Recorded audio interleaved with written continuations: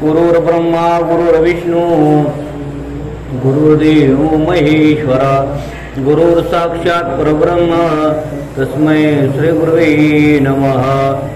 कुंडली गुरुदार विठ्ठल श्री ज्ञानदेव तुकाराम श्री संत गजानन महाराज की जय। श्री गणेशाय नमः। जय जय जयाची राघवा जय जय जयाची मेघश्यामा संत जनाच्या विश्रमा ग्रंथकार प्रथमतः भगवान गणेशाला नमन करतात, सर्व देवदेवतांना नमन करतात आणि आपल्या कथेला प्रारंभ करतात। तो असणारा परमात्मा सर्वावर कृपा करणारा आहे, त्या परमात्म्याचं या ठिकाणी वर्णन करत आहे। ज्या कृपेने वानर बलिष्ठ झाले भूमीवर, ज्यांनी रावणाचा जटासुर केला देवा लंकेवर। देवा तुझी कृपा वानरावर झाली आणि त्या वानराने सर्व असणाऱ्या दैत्य कुळाचा नाश केला किंवा रावणाचा नाश केलेला आहे, लंकेचा विध्वंस केलेला आहे।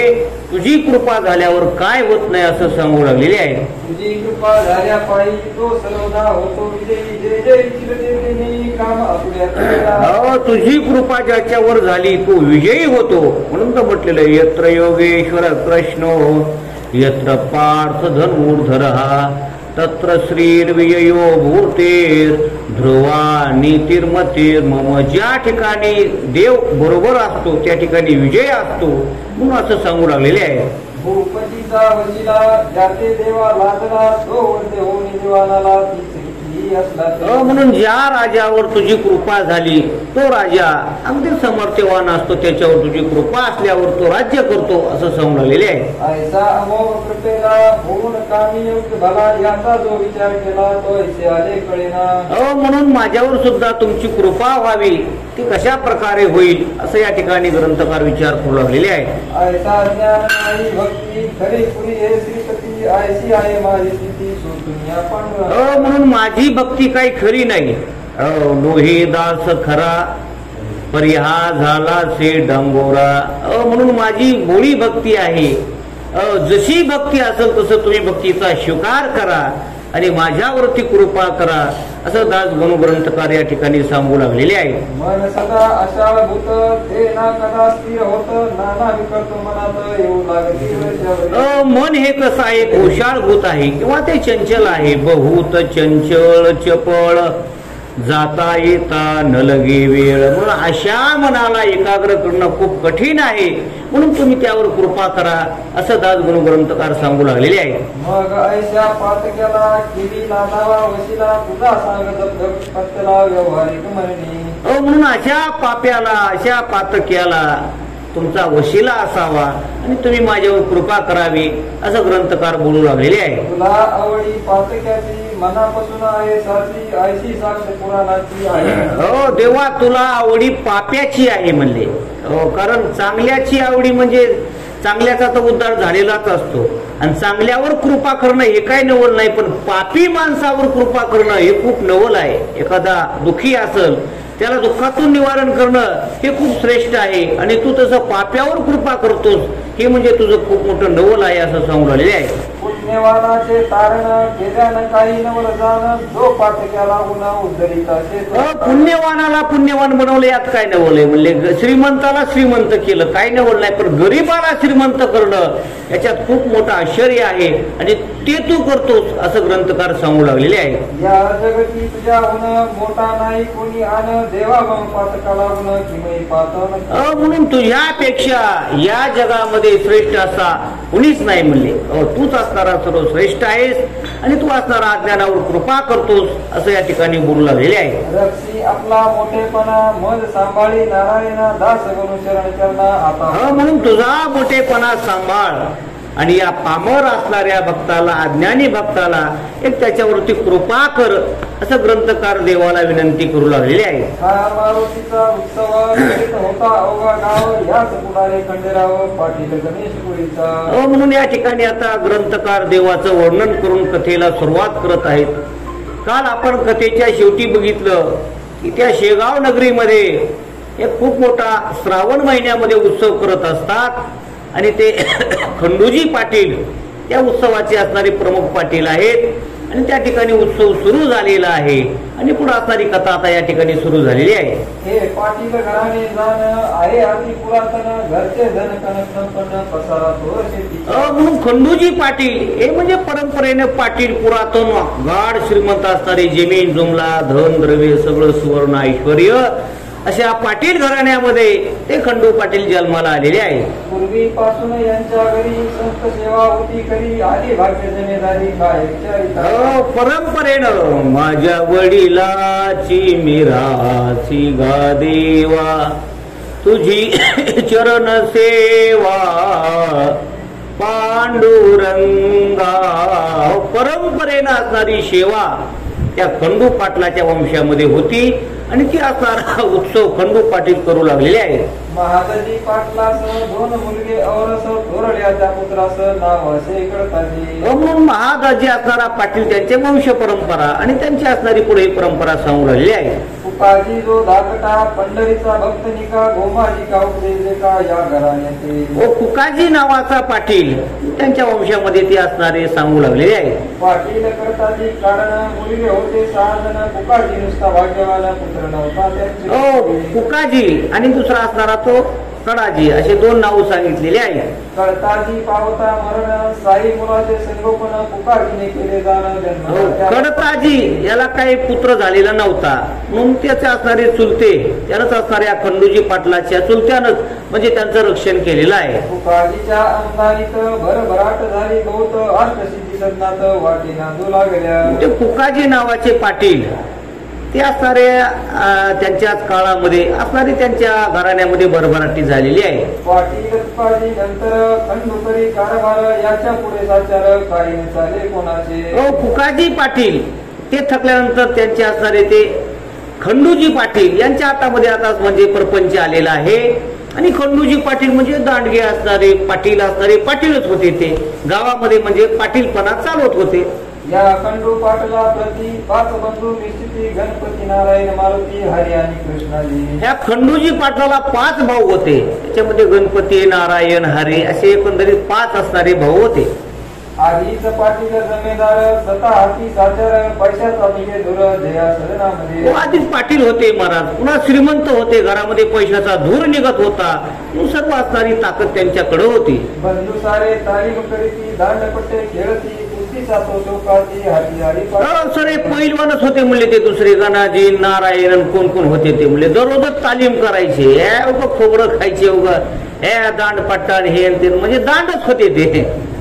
उत्सव नाव मनावास मारुतीचा खरी जय जयकार पाटलाचा म्हणतील तो शब्द त्यांचा भाग. आता पाटील होते आणि पुन्हा तसले ते पैलवान होते. त्याच्यामुळे त्यांनी जसं म्हणते तसंच पूर्व दिशा असे त्या गावामध्ये ते लोक ऐकत होते. नेहमी कटकटी मारामाऱ्या गावात होती खऱ्या पाटील त्या माफी साऱ्या लोकांप्रती मोद तसे. म्हणून त्या गावात म्हणजे मारामाऱ्या हे ते असलं म्हणजे सारखं त्या ठिकाणी चालत होतं. हा सज्जन साधू संत हे त्यांच्या मनी येत वाटेल त्या बोलती सत्य या म्हणजे यांना काहीच नव्हतं महाराज. आपण म्हणतो का नाही धनवंताला बी तिथं काहीच नसतं महाराज. म्हणून त्यांना संत साधू संन्यासी पंढरीचे वारकरी हे असलं काही नव्हतं. ते दिसले काय चला म्हणायचं तिकडे व्हा पुढं असे म्हणजे अंगामध्ये त्यांच्या दांडपणा होता. असे असो पाटील बंधूंनी रावळात येऊन महाराजाचे हेटळणी करण्याचे ते सुरू केले. म्हणून आपण काल ऐकलं की गजानन बाबा खंडूजी बंकटलालला सांगितलं की आता मी कुठं जाणार आहे म्हणजे मंदिरात राहायला जाणार आहे. आता काही तुमच्या घरी राहणार नाही. म्हणून गजानन बाबा त्या हनुमंताच्या मंदिरामध्ये राहायला आलेले आहेत आणि योगायोगाने हा उत्सव खंडूजी पाटलाचा त्या मंदिरामध्ये आहे. तर आता गजानन बाबा आल्यानंतर खंडूजी पाटील त्यांचे बंधू गजानन बाबाला झिडकारू लागलेले आहे. कोणी म्हणावे पिशा गण्या खातोस का ताक कन्या ऐशी गोष्टी कराव्या. आता हे 5 पाटलं महाराज दांडची दांड आज्ञान ज्ञान नव्हतं काय नव्हतं. गजानन बाबाला माझे हे गण्या अरे काय खातोस म्हणले काय बी दांड झालास म्हणले फुटायला आलास म्हणले असं गजानन बाबाला ते पाटील बोलायचे. कोणी म्हणावे खेळ कुस्ती आम्हासवे निश्चिती तुला लोक बोलती योगेश्वर म्हणून. काय काय ते पैलवानच होते हबुकट ठोकायचे. खेळ म्हणायचे आमच्या बरोबर कुस्ती दांड का दिसतोस म्हणले खाऊन खाऊन म्हणले तू बम झालास म्हणले आमच्या बरोबर कुस्ती खेळ, असं ते खंडूजी पाटलाचे भाऊ बोलू लागलेले आहेत. त्याचे गाव प्रत्युत्तर ना तरी आम्हा देऊ मार, याचा करी विचार बऱ्या बोलाने दवा. म्हणून त्या ठिकाणी आमच्या बरोबर कुस्ती खेळ, तुझं काय आहे ते दाखव आमच्याशी सामर्थ्य, असं ते बोलू लागलेले आहेत. त्यांचे बोल ऐकावे समर्थाने उत्तर द्यावे, अवघे हसण्यावारी न्यावे कोकण धरावा. गजानन बाबांना येण्याचं सोंग घ्यायचं, हसायचं आपलं, कशाला त्यांच्या नादी लागावं म्हणले. मग गजानन बाबा हसू लागलेले आहेत. ऐसा उर्मट प्रकार मंदिरी चाले निरंतर, म्हणून पाटील भास्कर समर्थाशी यायचे बदला. हे सारखंच चालायचं. असं महिनाभर उत्सव होता की दररोज पाटलं यायचे, त्यांची अवहेलना करायची, अपमान करायचे.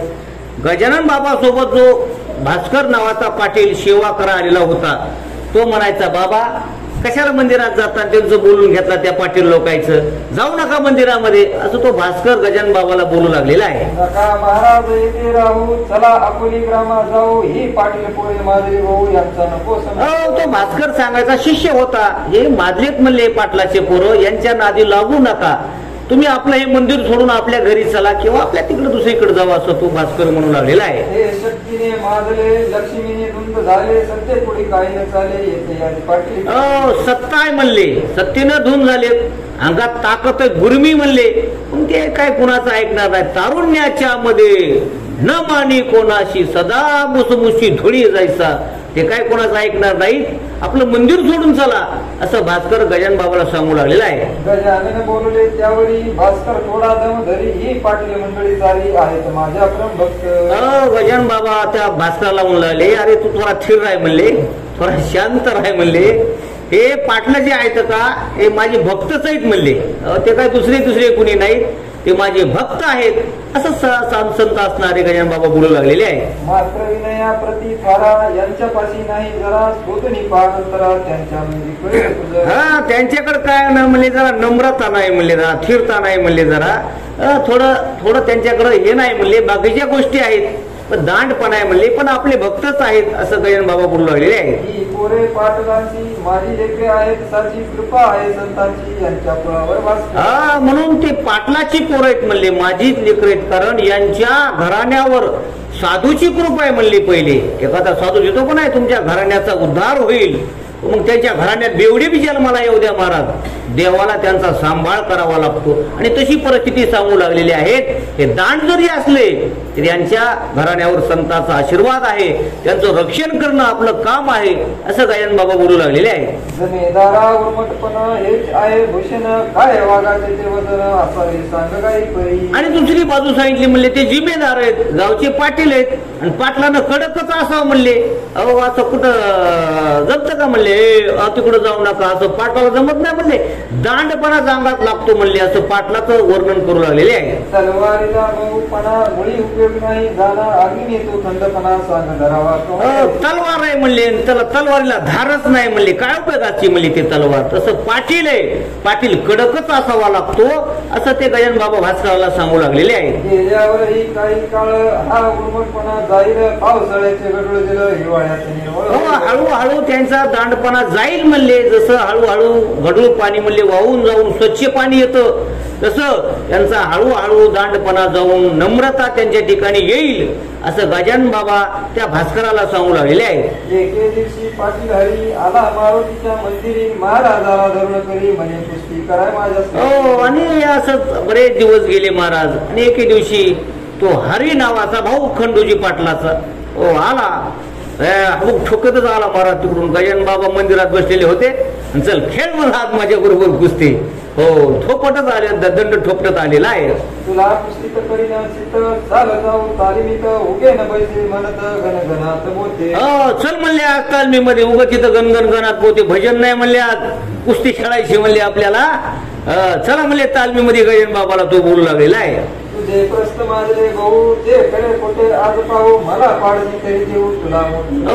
तो आलायच म्हणले, डामडोलपणा वाढलाय म्हणले, आज कुस्तीत मला पराजित कर म्हणले, नाही तर मी तरी तुला करील, चल म्हणले आज कुस्ती खेळू, असं तो हरी पाटील बोलू लागलेला आहे. समर्था मानवले दोघे तालमीमध्ये गेले, समर्थाई नोटबुकी केले ते आता पण समर्थाला म्हणजे गजानन बाबाला आवडलं म्हणले, चल तुझ्या मनात आहे ना आज होऊन जाऊ दे म्हणले, आज कुस्तीचाच कार्यक्रम. दोघही तालमीमध्ये गेलेले आहे. खाली बसले गजानन उठीव आता मग लागून असला तरी पैलवान त्यांनी साथ करी. गजानन बाबांनी काय केलं, तालमीत गेले म्हणले त्या मैदानात फडामध्ये आणि खाली मांडी घालून बसले आणि त्याला हरी पाटलाला म्हणले आता उठव अगोदर, मला काय तुझी ताकद आहे तर लाव म्हणले, मला आधी जागचा उठव, असं गजानन बाबा बोलू लागलेले आहे. हरी पाटील उठवावया लागला यत्न करावया परी याव घेणे गेले वाया हले ना. हो त्यानं केलं सुरू त्याला उठवायला काय लागतं म्हणून त्यानं ते ओढू लागला. पण कशाचे गजानन बाबा त्याला जागचे हालतही नव्हते महाराज, हे असा ओढू लागला, जोर लावून उठवू लागलेला आहे. घामा भूमतनु झाली शक्तीची जमात केली तेच झाले निवळे समर्थाची झुंजता. हो सगळी शक्ती संपली महाराज, हो घामा घूम झाला, आता काय करावं त्याला कळत नव्हतं, अशी अवस्था झालेली आहे. हरी म्हणे मनात हा केवढा तरी सशक्त अचल ऐसा पर्वत याच्या पुढे हरी पाटील म्हणाला केवढा बाबा गाड काय बाबा म्हणले, जागचा बी हाला ना म्हणले, दगडासारखा किंवा पर्वतासारखा म्हणले जे बसलाय ते हालच ना, असं तो हरी पाटील बोलू लागलेला आहे. हा किरकिरीत दिसतो जरी शक्ती याची गजावरी थोड्या आमच्या नाना परी आजोरे.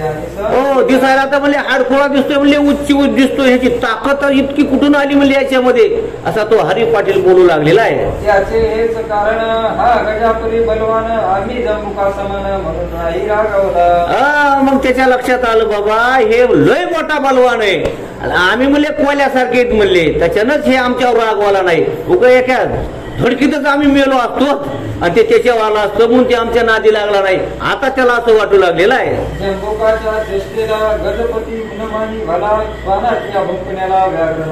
हो जसं हातीच्या समोर म्हणले कोला आलं लागलं आळायला, आता ते हाती कशाला कोल्याच्या नादी लागल, तशी अवस्था या ठिकाणी झालेली आहे. काही असो याच्या पायी आता ठेवणे आले डोळी आजपर्यंत मी नाही कवनाची नमन केले. हो आता त्यानं वळ केलं, आता काही चलत नाही म्हणले, आता यांच्या पायावर डोकंच ठेवावं लागतं, हा शेवटचा पर्याय आहे.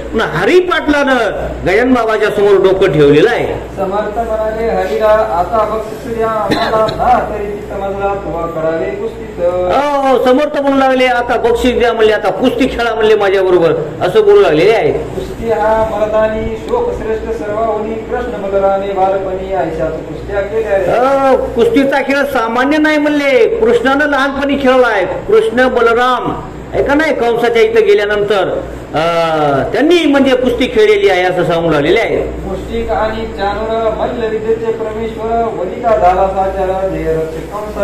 मुष्टी चानूर मोठमोठे ते कंसाचे योद्धे, पण या बलराम कृष्णानं त्यांना च्यूत केलं, मारून टाकलं, असं असणारी कुस्ती असते असं सांगू लागलेले आहे. पहिली संपत्ती शरीर, दुसरे ते घरदार, तिसरीचा तो प्रकार आहे धनमानाचा. म्हणून माणसाची संपत्ती पहिली काय असेल तर शरीर आहे, शरीर ही संपत्ती आहे, तिचा योग्य वापर केला पाहिजे, जास्त व्यसनाच्या आहारी गेलं नाही पाहिजे, कशाच्या नाही, म्हणून शरीराला जपलं पाहिजे. उपास जरी असला तरी चांगलं चांगलं खाल्लं पाहिजे, जपलं पाहिजे शरीर.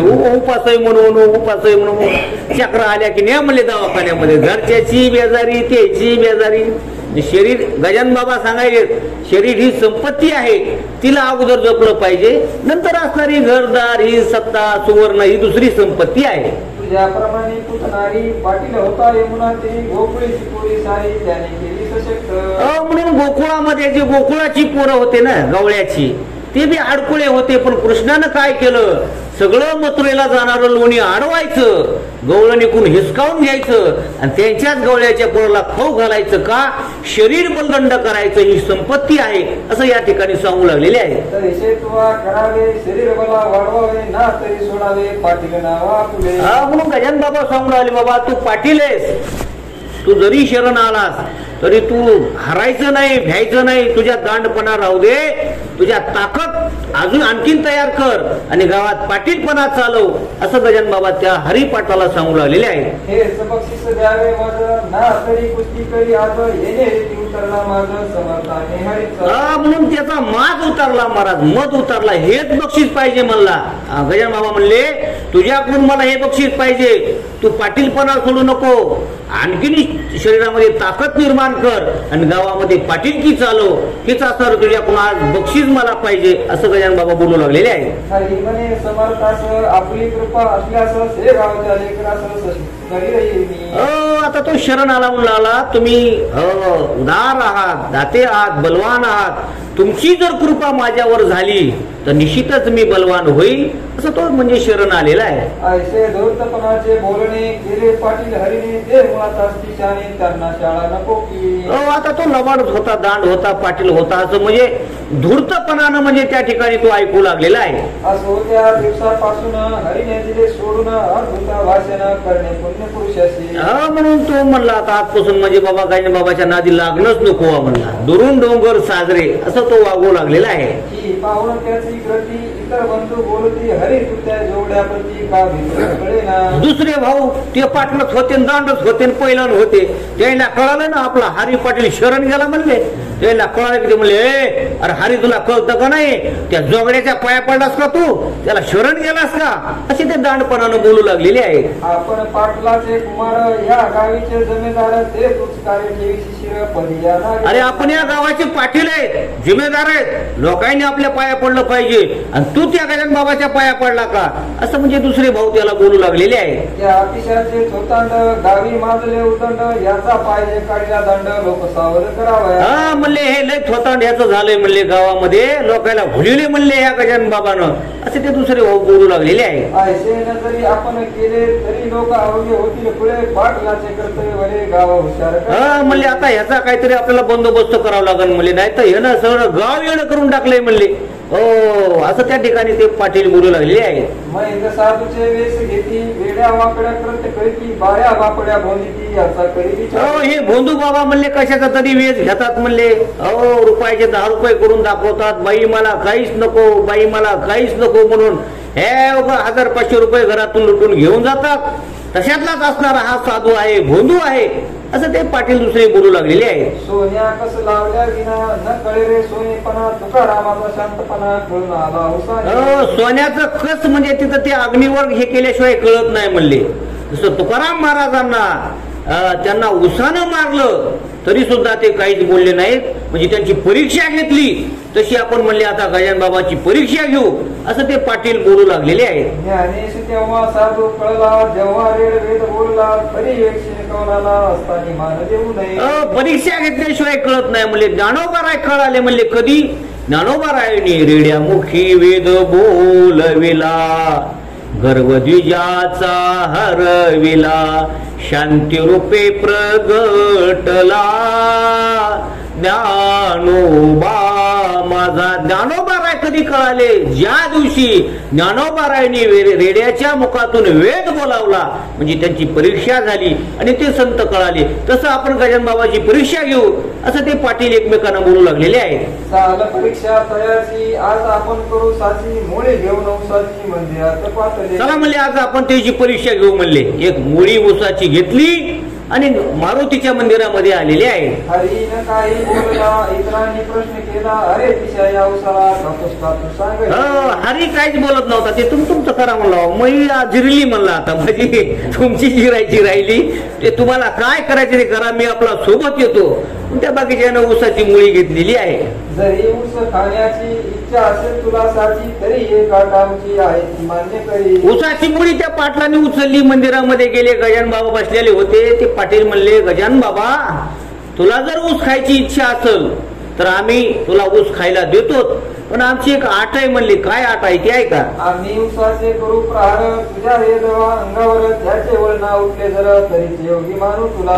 तुला आम्ही योगी म्हणू, संत म्हणू, साधू म्हणू, पण कधी आम्ही आता 10-5 चांगले ऊसाचे सबके तुम्हाला देणार. तुमच्या अंगावर जर वळ नाही उमटले मग आम्ही समजू की बाबा खरंच असणारा साधू आहे, अशी आम्ही तुमची परीक्षा घेणार असं बोलू लागलेले आहे. ऐसे भाषण ऐकले महाराज काही बोलले लेकराचे वारीस चाळे मनी आणि शून्य कदा. आता गजानन बाबा काहीच बोलले नाहीत. आता एखादा लेकरू काही बोलतो बापाला, बाप काय म्हणावं तेवढं घेत नाही. तशी अवस्था गजानन बाबाची झालेली आहे. मारुती म्हणाला त्यावर, अरे हा भ्याला साठर उसाचा तो खाण्या मार काही तयार नसे. मारुती नावाचा भाऊ खंडूजी पाटलाचा म्हणले, अरे भेल म्हणले हे काहीच बोला ना म्हणले, मार खायचं म्हणलं की भेला असं ते बोलू लागलेलं आहे. मग म्हणाला गणपती, अरे हो हीच संपत्ती त्याने दिली आपला प्रती, आता काय पाहता. दुसरा गणपती नावाचा भाऊ द्यायचा पाटील म्हणू लागला, अरे ज्या अर्थी तो बोलत नाहीत त्या अर्थी त्यांना आपल्याला परमिशन दिली म्हणले.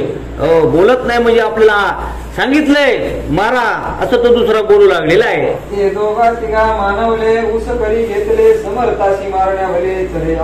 दोघा तिघांना मग ठरलं आता मारायलाच आले होते.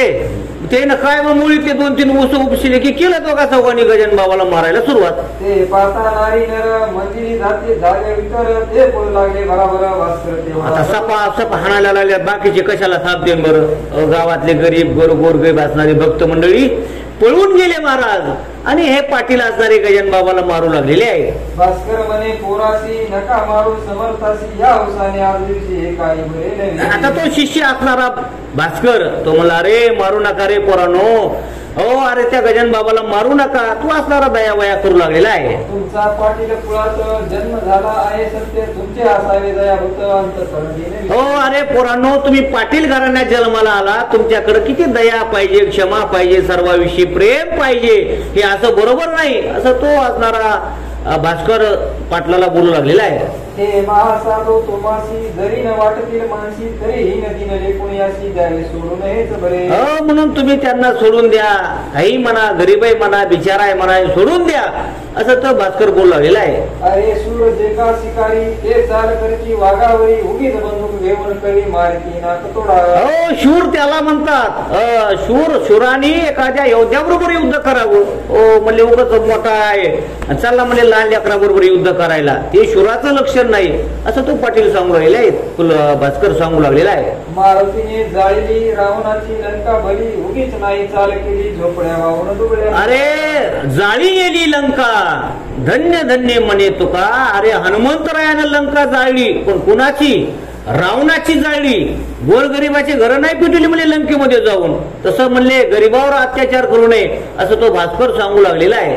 यावरी म्हणती पोरे तुमचे भाषण ऐकले सारे गावीचे लोक अत्याचारी योगेश्वर म्हणती. तू पाटील म्हणू लागले, तुमचं भाषण ऐकलं म्हणले, लय लोक याला मानतात म्हणले, असं तसं ते पाटील दांडपणानं बोलू लागलेला आहे. म्हणून याचा पाया योग येथे आलो आम्ही चांग या घ्यावा तुम्ही भाग पहा. लय गावात लोक मानायलेत म्हणले, यायला लय जनी थोतांड गावात माजवलंय, आम्ही मुद्दाम यायचा समाचार घेण्याकरता आलोत म्हणले. तुम्ही लांब व्हा म्हणले. त्या भास्कराला सांगितलं तुम्ही मध्ये पडू नका असं तो म्हणजे पाटील बोलू लागलेले आहे. ऊस घेऊन हातात मारू लागले समर्था प्रत जैसा का जोडीतात अवघ्या शेती कृषी. असं झोडू लागले जसं आता कर्ड बळीत होते ना पहिले लोक, किंवा आता तुरीच्या पेंड्या तशाच बडवायलेत लोक.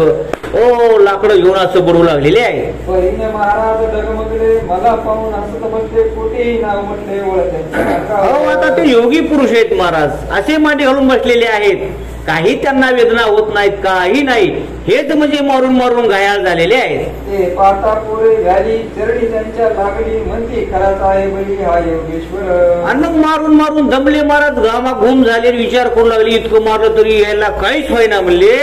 मग त्यांच्या लक्षात आलं अरे हे सुद्धा काहीतरी योगी आहे, महात्मा आहे, साधू आहे. नंतर त्यांना परिचिती येऊ लागलेली आहे. महाराज म्हणती पोराला मुलानं तुमच्या कराला असेल रात्री त्रास झाला मारण्याने मज लागी. म्हणले मला काय त्रास झाला नाही म्हणले, तुम्हाला त्रास झाला असेल असं गजानन बाबा बोलू लागलेले आहे. या आश्रमाचा कण्यानास काढून देतो इक्षुर असं तुम्हाला लागेल यावयास या बसा. मला मारून मारून म्हणले घायाळ झाला तुम्ही, आता बसा म्हणले. आता तुम्हाला काय करतो, ज्या गुसानं मला मारलंय ना म्हणले त्याच उसाचा रस तुम्हाला काढून प्यायला देतो म्हणले, जरा गार होता म्हणले, गार होता असं गजानन बाबा बोलू लागलेले आहेत. असे म्हणून घेतला एक ऊस कडी भला हाताने चटून त्याला रस काढला. आता त्यांची ताकद जिरवण्याकरता, गर्व हरण करण्याकरता गजानन बाबानं काय केलं, एक ऊस घेतला आणि हातानच दाबला महाराज असा. असा दाबला की जसा चरक्यातून रस पडावा असा रस खाली एका पातेल्यात पडू लागलेला आहे. या उसाची अवघी मुळी समर्थांनी पा फिरविली आणि त्या कारणे दिली रस नवा. जसं आपल्या माता मुल्या धुणं पिळतात का नाही आणि पाणी काढतात तसंच असणारी रसाची मुळी पिळी आणि रस त्या मुळीचा काढलेला आहे. श्री गजानन पुण्य पुरुष जर का वापरून काढीला रस ते पाहता बालकाचं अभिनंद झाला. चरख्या वाचून रस काढला आणि हे पाहून त्यांचा गर्वही नाहीसा झाला आणि त्या पाटलाच्या पोरांना आनंदही झालेला आहे. लोक म्हणती योग शक्ती दंतकथा होई नसती योगेची का प्राप्त होती या शक्तीला. ही काय दंतकथा नाही म्हणले योगाची शक्ती ज्याला योग शक्ती प्राप्त झाली. आता आपण पाहतो का नाही लाखो समाज एखाद्याच्या पाठीमागं पळतो टीव्हीवर पाहतो का नाही. आपण म्हणतो नाही नाही नाही नाही त्या मिश्राच्या कथेला एवढे लोक लाखोच्या संख्येने जातात का ती योग शक्ती असते महाराज त्यांनी साधनेनं ती प्राप्त केलेली असते. हे काय खोटं नाही किंवा दंतकथा नाही असं ग्रंथकार या ठिकाणी सांगू लागलेले आहे. पौष्टिक पदार्थ शक्ती येते परिणामाचे काय म्हणती कसे सशक्त आपल्या रक्तात हे करणे असल्या योग शिका. म्हणून योग शिका म्हणतात तुम्ही.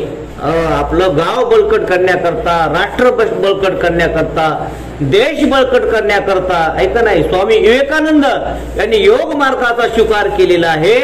त्या योगाच्या मार्गाने गेलेले आहेत तसं तुम्ही योग मार्ग त्याचं पालन करा असं सांगू लागलेले आहे. हे तत्वसुता वयासी पाटील अरबकासी खरे काढून अरसासी धारिते धारे. आणि हेच त्या पाटलांच्या पोरांना सांगायचं होतं की बाबा तुम्ही योग शक्ती प्राप्त करा आणि त्याच्याकरता असणारा हा दृष्टांत किंवा ही लीला गजानन बाबाने केलेली आहे. समर्थासी वंदून गेली पोरे निघून खंडू पाटला कारण वर्तमान स्मृत केले. म्हणून ते खंडू पाटलाचे भाऊ असणारे हे सर्व प्रकार झालेला आहे आणि घरी जाऊन खंडू पाटलाला म्हणजे तो चमत्कार सांगितलेला आहे. दादा आपल्या गावात गजानन ईश्वर साक्षात त्यांचा आला माप्रत आला आहे. अनुभव सांगणारे मोठ्या भावाला दादाला दादा आपल्या गावामध्ये खरंच साधू म्हणले ते आम्ही आज परीक्षा घेतली म्हणले पण परीक्षेला उतरले खरंच योगी आहेत साधू आहेत महात्मा आहेत असं ते बाकीचे भाऊ सांगू लागलेले आहेत. ऐसे म्हणून कधी सारी हकीकत त्याला कधी ती ऐकता तरी खंडू पाटील झाला चकित. मग खंडू पाटलाला नवल वाटू लागलं तोही असणारा दांडच होता पण भावाच्या मुखातून ऐकलं आणि तोही आश्चर्यचकित झालेला आहे. मग तोही दर्शनाला समर्थाच्या येऊ लागला परी मार्दवाणीला मुळे नव्हते. म्हणून तोही पुन्हा असणारा तो दर्शनाकरता येऊ लागलेला आहे. गण्या गजा ऐसे म्हणे पाटील समर्था कारणे अरे तुझे बोलणे ठिकाणी. आता तो पाटील होता महाराज दांडपणा होता आला गजानन महाराजा दर्शनाला भावाचं ऐकून चलावा म्हणला आता सगळेच भाऊ मुली शरण गेले तर मीच कुठं राहू दर्शनाला आला पण आल्यानंतर गजानन बाबाला म्हणायचं हे गण्या हे गजानन्या असं म्हणजे दांडपणानं त्या ठिकाणी बोलू लागलेला आहे. काही तसे घडून गेली जे आई लेकरा माझे होई भाषणारे. जसं माई लेकराला बोलते किंवा लेकरू माईला तुला बोलते त्या प्रेमानं म्हणजे तो प्रेमानं त्या ठिकाणी गण्या गजानन असं बोलू लागलेला आहे. हा एक प्रकार झाला आता दुसरा राहिला तोही सांगतो ऐका मला सावधान चित्ताने. म्हणले एक प्रकार झाला म्हणजे त्यांच्या घराण्यातला आता दुसरा एक प्रकार आहे म्हणले ते सांगतो लगेच ऐकून घ्या असं त्या ठिकाणी बोलू लागलेले आहे. नोकर चाकर हीन दिन यांच्या सवे जे भाषण करीत संभवित जना ते एक म्हणून नोकर चाकर सगळे असणारे त्या ठिकाणी म्हणजे सर्व त्या ठिकाणी आहेत. अरे तुरे म्हणण्याची सवय पाटलाची काही रयत गावची लेकरे त्यांची जे नोकरा चाकराला इकडे नोकराला असं नव्हतं इकडे असं ती नोकरा चाकराची भाषा तीच असणारी भाषा गजानन बाबाला सुद्धा तो खंडू पाटील वापरू लागलेला आहे. श्रोते याच सवयीने खंडू पाटील गण्या म्हणे श्री समर्था कारणे काही दुसरे कारण. ती सवय लागलेली असते कोणाला कोणाची सवय लागलेली असते तस त्या पद्धतीनं तो गण्या गजाननाला गण्या म्हणायचा असे म्हणजे सवय लागलेली त्या ठिकाणी सांगू लागली आहे. गण्या गण्या म्हणणे वाणी प्रेम उपजे अंतकरणी पाहणारा लावणी वर करवती. गण्या गण्या म्हटलं तरी बी प्रेम त्याच्यातून त्याचं पुण्य तयार झालं महाराज. एक तुकाराम महाराजांचं प्रमाण आहे तुका म्हणे भाव असता नसता सायास करिता वया न वजे. आपण प्रेमानं जर काही बी नाव घ्या किंवा ते वाल्मिक ऋषी मरा मरा म्हणत होता मरा मरा म्हटलं तरी त्याचं पुण्य तयार झालं. त्या पद्धतीनं तो गण्या गण्या त्या ठिकाणी गजानन बाबाला म्हणत होता. या विनाये तयाचा परिपाठ होते बोलण्याचा वरदान काळ तुकारीचा झाला म्हणून कारभार केला. म्हणून कालांतरानं असणार त्यांची चुलते त्या ठिकाणी त्याचा म्हणजे वृद्धापकाळ जवळ आलेला आहे. तुकाजी तो येते दिवशी बोलता झाला खंडूशी तू जातोस प्रति दिवशी महाराजांच्या दर्शना. म्हणून तू असणारे गोकाजी पाटील म्हणू लागले, अरे तू दररोज म्हणले गजानन बाबाच्या दर्शनाला जातोस, मला एका दिवशी घेऊन जा असं या ठिकाणी आशा करू लागलेली आहे. सांगतो समर्वा साक्षात्कारी गजानन एक भूमीवरी मग काय तुझी वैकडी मुक्त होते त्यांच्या पुढे. हो तू सांगतोस की बाबा ते गजानन बाबा खूप योगी आहेत, महात्मा आहेत, सिद्ध पुरुष आहेत, मोठेपणा सांगतोस. मग तू गोकाजी पाटील काय म्हणू लागलेले आहे ते ऐका. तुला नाही पोर बाळ माझा झाला वरदान काळ नातवंडाचे बोल खेळ पाहू दे मज डोळे. हो हा गोकाजी पाटील म्हणजे त्या खंडू पाटलाचा चुलता आहे आणि तो असणारा पुतण्या खंडू पाटील आणि त्यालाही मूलबाळ नाही पुढं.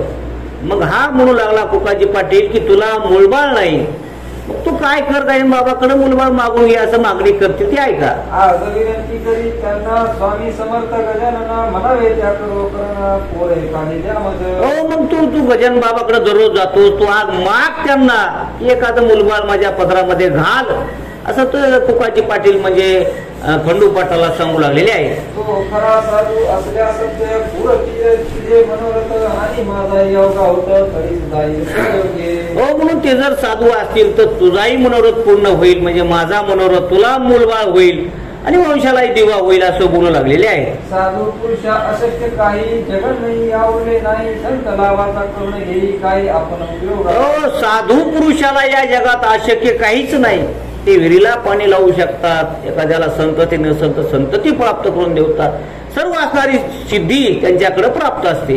ते खंडू ते मानवले एके दिवशी बोलणे केले मारुतीच्या मंदिरी गेले ते ऐकायले. म्हणून त्यालाही मानलं पटलं, त्यालाही आपल्याला वंशाला दिवा नाही, मग त्याच्याकरता तोही तयार झाला आणि एके दिवशी मारुतीच्या मंदिरामध्ये दर्शनाला गजानन बाबाच्या आलेला आहे.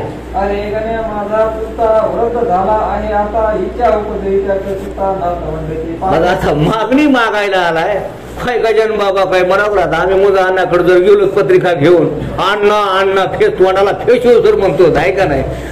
आता हे मागणी मागायला गेलाय तरी म्हणते हे गण्या माझं ऐक, माझी काय मागणी ती ऐक, त्या ठिकाणी सांगू लागलेले आहेत. तुला लोक साधू म्हणती दर्शन केल्या तुझं प्रति इच्छा मनीच्या पूर्ण होती असे लोक सांगतात. लोक सांगतात की बाबा तुझं दर्शन घेतल्यावर इच्छा पूर्ण होते. आता असं मी ऐकू नये, माझी काय इच्छा आहे ती ऐक. त्यांचे दावी प्रत्युत्तर उगा नको करू उशीर तुझ्या पायी ज्यांचे शिर तो काढा आणि पुत्रिक. म्हणून मला या नाही काय पोटी मुलगा नाही अशा त्या ठिकाणी मागणी करू लागलेला आहे. ऐसे भाषण ऐकले महाराज त्याशी बोलले आज हे उत्तम घडून आले तो याचना केली आम्हा. म्हणून महाराजाला आनंद झाला. बरं झालं म्हणजे तू आज माझ्याकडे मागणी केली, चांगल्या प्रकारची मागणी केली. बंकटलाला आपलं ते खंडूजी पाटलाला म्हणू लागलेले आहेत. सत्ता धन्य तुझ्या हाती खूप प्रयत्नवादी असती मग विनंती आम्हाप्रती कळेना. गजानन बाबा म्हणू लागले, अरे खंडूजी पाटील तुझ्याकडं सत्ता आहे, संपत्ती आहे, धन आहे, सगळी ताकद आहे तुझ्याकडं, मग तुला माझ्याकडे मुलगा मागायची काय गरज आहे. धन आहे ना तुझ्याकडे भरपूर, धनाच्या बळावर तू मुलगा निर्माण कर असं बोलू लागलेले आहे. धन आणि बलापुढे अवघेच मनशी बापुढे मग कार्य हे नगडे साय धन बला. हो तू म्हणतोस ना धनानं काही प्राप्त होतं, स्वत माणसं म्हणतो का नाही धनानं काय नाही मिळत. मग तुझ्याकडे भरपूर धन आहे ना, माझ्याकडे मुलगा मागायची तुला काय गरज आहे. ते गर्व हरण करण्याकरता ही लीला करू लागलेली आहे. तुझी भव्य आहे शेती गिरण्या दुकाने पेढ्या आधी तुझे कोणी न मोडती जनशब्द वरडात. हो अरे तुझ्या शेती म्हणले, तुझेच दुकान आहे, तुझ्याच आडतीत सगळं तुझंच आहे म्हणले इथून तिथून, आणि मग तुला माझ्याकडे काय मागायची गरज आहे. तू श्रीमंत आहेस ना, तुझा शब्द लोक पाळतात, मग माझ्याकडे येण्याची काय गरज आहे असं गजानन बाबा त्या खंडू पाटलाला बोलू लागलेले आहे. मग त्या ब्रह्मदेवाला का आज्ञा कळशी भला आपण पुत्र द्यावायला हेच पुढे पडले. हो मग एवढं तुझ्याकडे ऐश्वर्य असताना त्या ब्रह्मदेवाला मला कशाला पुत्र मागतोस हेच मला कळाला असं गजानन बाबा खंडू पाटलाला म्हणू लागलेले आहे. खंडूकरी भाषण ही गोष्ट यत्ना दिन पिके पाण्यापासून येती जरी जळामध्ये. हो खंडू पाटील म्हणला ही तर माझ्या हातात गोष्ट नाही ना, आता तुमच्याकडे कशाला मागितली असती. पाण्या वाचून जर पीक आलं असतं तर देवाला शरण जायची गरज नव्हती असं बोलू लागलेलं आहे. तरी पाडणे पाणी मानवाच्या न करी जाणी दुष्काळात जमिनी पडती उतारण्या म्हणून पाणी पडतंय म्हणून जमीन पिकती आणि ते माणसाच्या हातात नाही असं सांगायले. मात्र पाणी पडल्यावर कर्तव्य आपले चालवी नर तैसाच आहे प्रकार येते न गती मानव. म्हणून पाऊस पडल्यानंतरच मनुष्य चालतो किंवा त्याच्यामध्ये मेहनत करतो, ते आपल्या हातामध्ये नाही. तसं हे माझ्या हातामध्ये नाही असं खंडू पाटील बोलू लागलेला आहे. खंडू पाटील ऐसे बोलता हसू आले समर्था तो केली यातना आता मज करणे पोराची. म्हणून खंडू गजानन बाबाला हसू आलं. ठीक आहे म्हणले, आता तुला मुलगा पाहिजे, तू मागणी केलीस असं त्या ठिकाणी गजानन बाबा म्हणू लागलेले आहे. याचना म्हणजे भीक मागणे हे तू आधी केले देखणे तुला होईल बालक भिक्या नाव ठेव त्यांचे. म्हणून तू याचना केली म्हणजे भीक मागितलीस आणि मी आज तुझी मागणी पूर्ण करतो. त्या मुलाचं नाव काय ठेव या ठिकाणी सांगितलेलं आहे. भिकाजी पाटील, भिकचंद ऐकतो का नाही आपण तसं, भिक्या हे नाव ठेवायचं सांगितलेलं आहे. पुत्र देणे माझ्याकडे सर्व तो परी नाही जरी परी विनंती करी तुझ्यासाठी परमेश्वर. आता पुत्र देणं काय माझ्या हातामध्ये नाही, पण तुझ्यासाठी मी त्या परमेश्वराला विनंती करेल की बाबा या खंडू पाटलाला मुलगा दे, एवढं करील. निरोप हा माझा सांगा देवा असं ते प्रमाणे या ठिकाणी लागू पडतं. तो ऐकेल माझी झेड त्याला न हे काही जड तू घरचा आहे जड रसांग्याचा. म्हणून तो माझा भिडाचा भिकारी महाराज, तो माझा देव ऐकतो, माझ्या विनंतीला मान देऊन तुला मुलगा देईल. आणि तू श्रीमंत आहेस, मग तू काय कर या ठिकाणी सांगितलेलं आहे. हे मम मानी प्रमाण वचन पुत्र होईल तुझं कारण आम्र रसाचे भोजन दर्शाल घाली ब्राह्मण. तुला मुलगा होईल म्हणले, पण एक माझी अट आहे, दरवर्षी तू ब्राह्मणांना आमरसाचं जेवण घालायचं असं त्या ठिकाणी गजानन बाबानं त्या खंडू पाटलाला सांगितलेलं आहे. हे खंडूने ऐकले घरी येऊन सांगितले कुकाजीस निवेदने मंदिराचे वर्तमान. म्हणून तू श्रीमंत आहेस म्हणून तू हे करू शकतोस म्हणून त्याला ते सांगितलेलं आहे. आणि त्या खंडू पाटील घरी आलेला आहे आणि सगळा वृत्तांत म्हणजे कुकाजी पाटलाला आपल्या चुलत्याला सांगितलेला आहे. हे ऐकता कुकाजीस आनंद झाला बहुवस तो काय लोटता दिवस समर्थ वचन झाले खरे. म्हणून काही कालांतर गेलेला आहे आणि ते समर्थ वचन खरं झालं म्हणजे खंडू पाटलाला त्या ठिकाणी मुलगा झालेला आहे. कांता खंडू पाटलाची गंगाबाई नावाची गर्भिणी झाली जाती 9 मास पूर्ण झाले. म्हणून गंगूबाई असणारं तिचं नाव, ती म्हणजे असणारी गर्भवासी त्या ठिकाणी झालेली आहे. तिचं लागी पुत्र झाला खंडू पाटील आनंदला कुकाजीच्या हर्षाला पारावार नसे. 9 महिने 9 दिवस पूर्ण झालेले आहेत, त्या ठिकाणी मुलगा जन्माला आलेला आहे आणि सर्वांना त्या आनंद झालेला आहे. त्याने धर्म केला बहु गरीबा दिले गुळ गहू वेळे भरतीचा दिला खाऊ गावातील धर्म. आता मुलगा झाल्यावर श्रीमंताला मुलगा झाल्यावर काय असतं, वाजन ती वाजू लागली, अनेक प्रकारचं दान द्रव्य श्रीमंत होता पाटील तो त्या ठिकाणी वाटू लागलेला आहे. थाटात झाले बारसे भिकू नाव ठेवी पुढे बाळ वाढला असे शुक्ल पक्षाची. सर्व बारसे वगैरे झालेलं आहे आणि त्याचं भिकू पाटील असं नाव ठेवलेलं आहे. आमरसाचे भोजन दिले ब्रह्माना कारण तो संप्रदाय गावात चालत. म्हणून त्या ठरल्याप्रमाणे आमरसाचं भोजन ब्राह्मण मंडळीला दिलेलं आहे. आणि ग्रंथकार सांगतात की आजही ती परंपरा त्यांच्या घराण्यामध्ये शेगावला ती ब्राह्मण भोजनाची आमरसाची परंपरा चालू आहे. पुरुषाची वैखरी होईल असत्य खरी पाटलाच्या उसरीवरी बाळ राखू लागला. पुण्य पुरुषाची वैखरी म्हणले साधूच्या मुखातून गेला शब्द खोटा ठरतच नाही, त्या पद्धतीनं बाळ असणार पाटलाच्या अंगणामध्ये खेळू लागलेला आहे. हा बोल बाला पाटलांचा देशमुखा पटलान साचा शेगाव हा दुपळीचा गाव पहिल्यापासून. त्या गावामध्ये 17 पाटील म्हणून सांगितले. आता 17 पाटली काय एका ह्याचे नसतील विचाराचे. तिथं देशमुख काय होते महाराज, त्या देशमुखाचं आणि पाटलाचं उलसक बी जमत नव्हतं, 36चा आकडा होता. आता इथं देशमुख आलेले आहेत, काय करतात ते पहा. एक कपळी देशमुखाची एक कपळी पाटलाची अंतःकरणे एकमेकाची मुळी होती अशुद्ध. अशुद्ध होती महाराज. पाटलाला देशमुखाचं जमत नव्हतं आणि देशमुखाला पाटलाचं जमत नव्हतं. असं असताना त्या शेगावमध्ये कारभार चाललेला आहे. प्रत्येक आपल्या गावात एकमेकाचा करण्या घात सदा याची किंमत. फक्त हे कोण्या डावात गवसतेन आणि यायला कुठं अडकावा हे असणारं त्या पाटलाचं आणि देशमुखाचं म्हणजे षडयंत्र चाललेलं आहे. शास्त्री दोन मंत्री दोन शास्त्री दोन तंत्री दोन एक पुढे श्वान येता गुरगुर रोकड. हो, शास्त्री दोन त्यांचं कधी पटणार नाही, मंत्री दोन त्यांच्या दोघांचं एका गावात कधी पटणार नाही, तसं चौकदार दोन चौकदारचं नाही आलं इथं म्हणा. हो, तसं कीर्तनकार दोन कधी त्या दोघांचं पटणार नाही असं या ठिकाणी सांगू लागलेले आहेत. तैसे झाले शेगावात पाटील आणि देशमुखात 36चा आकडा सत्य झाला होईल मिश्राचा. म्हणून त्या शेगावामध्ये पाटील आणि देशमुख यांच्यामध्ये वैरत्व निर्माण झालेलं आहे. पुढे गोष्ट झाली ऐसी कुकारीच झाले स्वर्गवासी पाहून या नातवंडाची भीमापती पंढरीत. म्हणून असणारे त्या कुकाजीनं नातवंडाचं तोंड बघितलेलं आहे, आनंद झालेला आहे आणि एके दिवशी पंढरपूरला गेलेले आहेत आणि तिकडच असणारं त्यांचं देहावसान झालेलं आहे. तेने खंडूचे उदिग्न मन गेले सहज होऊन तो म्हणे चंद्रपूर्ण माझे आज ढासळले. म्हणून त्या खंडू पाटाला दुःख झालं, माझा चुकता असणारा सर्व असणारा कारभार पाहत होता, आज तो मरण पावला. म्हणून खंडू पाटाला खूप दुःख झालेलं आहे. ज्या चुलत्याच्या जीवावरी मी निर्भय होतो भूमीवरी तो आधार माझी आई काय ज्या चुलत्याच्या जीवावर मी काही करीत होतो, बिनधास्त होतो, तेच माझा छत्र हरवलं. खंडू पाटलाला फार दुःख झालेलं आहे. ऐशी संधी पाहून बालट आणण्या कारण पाठ लावली सवड पूर्ण मिळाली देशमुख मंडळीला. म्हणून त्याच असणाऱ्या घाई गडबडीमध्ये म्हणजे आता या अंत्यविधी करण्याच्या विचारामध्ये असतील, तीच वेळ साधून मुलगा मला वाटतं एखादा एकांतामध्ये ते बाळ आहे आणि ते उचलून आणण्याचा काय कार्यक्रम मला वाटतं देशमुख मंडळी करते की काय असं पुढे या ठिकाणी सांगू लागले आहे. तो वृत्तांत अष्टमात सांगेन स्वरूपे तुम्हा प्रत ही जिम्मेदारी कान सत्य आहे प्रत्यक्ष द्वेषाची. म्हणून द्वेष करण्याकरता ते आता त्या बालकाला हे देशमुख काय करत आहेत ते या ठिकाणी ऐका. हा दास विरचित श्री गजानन